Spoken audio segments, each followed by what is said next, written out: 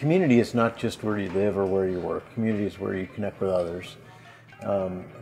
Community is also judged by its ability to meet the needs of its residents. And people needed the ability to recreate, they need the ability to get out in the sun, they need to have the places that are safe, where they can walk, and connect with their friends and family at picnics and other types of outdoor activities. And every community needs those spaces. And the City of North Las Vegas was committed to creating them in this part of the town. The Skyview site is actually the first phase of a 40-acre site designated for a larger park.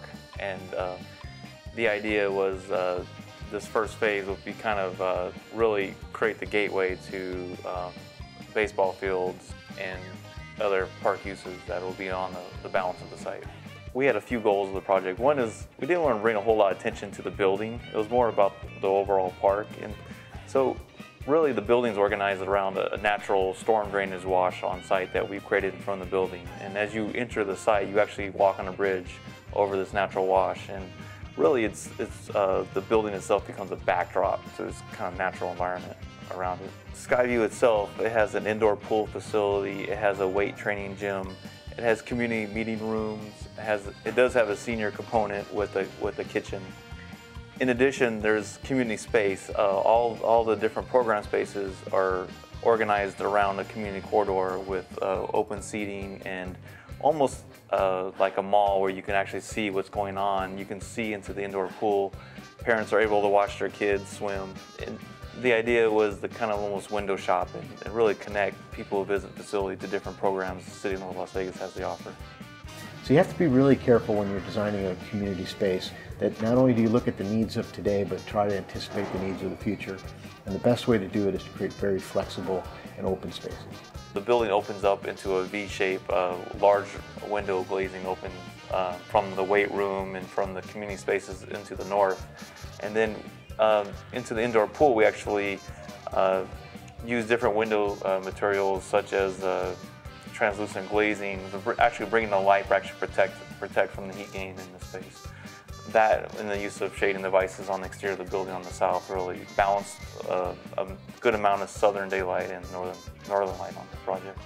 For Skyview, a lot was done with the on-site wash of how to treat stormwater on-site. In addition, daylighting, a balance of natural light through large window openings, protected openings, and skylights through the spaces, kind of the balance of natural light levels are two primary ways we try to incorporate sustainable principles. The circulation spaces are open and where they're actually community spaces in themselves. We try to avoid any kind of hallways or narrow hallways where there's not a chance for interaction to occur. We create spaces that people can come together, people can just communicate and enjoy each other's company as part of the overall circulation scheme. Some of the best places for learning are the places in between the spaces. And that's really where the connections can happen, because it's a slower pace, it's not in a programmed situation.